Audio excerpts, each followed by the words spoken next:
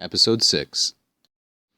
Quod si regum atque imperatorem animi virtus in paca ita ut in bello valerdret equabilis atque constantius sese res humanae haberdret neque aliud alio ferdri neque mutardri ac miscerdri omnia cerne res.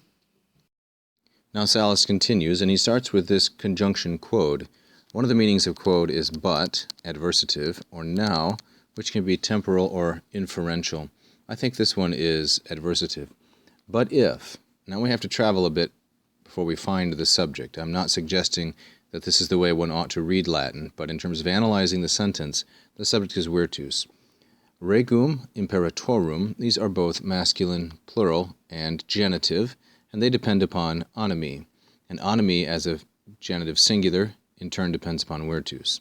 But if the valor, the virtus, the manliness, skill, the genius of mind of both kings and generals, imperatorum, we shouldn't translate this probably as emperors, because emperor in modern English parlance means despot, and an imperator was the leader of an army, especially in this republican time in which Sallust is writing. If the valor of mind of both kings and generals, in peace, in pace, meaning in a time of peace, in pacis tempore, as in time of war, valeret, were strong. Now, valeret is third singular, imperfect, subjunctive, and active, and it is the subordinate verb of this sentence. See through valeret. The main clause is from aequabilis through cerne res, and there are actually two verbs there, namely haberent and cerne res. Those are the two main verbs. But the conditional that we have is si plus imperfect subjunctive in the protasis, and then imperfect subjunctive in the apodosis, which means that this is a contrary to fact present, sometimes also called a present unreal. Neither the protasis nor the apodosis obtains in the real world, neither are true. But if the valor of mind of kings and generals were as powerful, valeret, in peace as in wartime, then res humanae, all the affairs of people, human events, history, we could probably translate res humanae as history. Haberent has as its object se. Now, se is simply an emphatic form of se. So human affairs would hold themselves, to take it awkwardly, but habere with se means to be in a state or to be in a condition.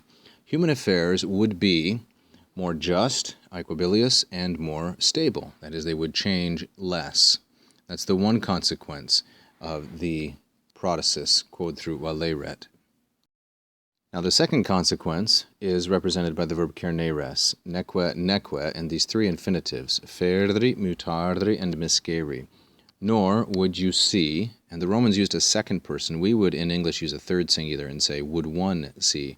But nor would you see property or power, control, being passed from one person to the next. So feri is a present passive infinitive of the third conjugation irregular verb fero, and aliud alio is this Latin idiom which means from one person to the next. Nor would you see cerne res, and omnia is the neuter plural accusative subject of these two infinitives.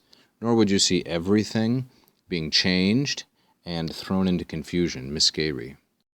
Of course, this is one of the best examples of a Roman general, Publius Cornelius Scipio Africanus. His dates, the conqueror of Hannibal.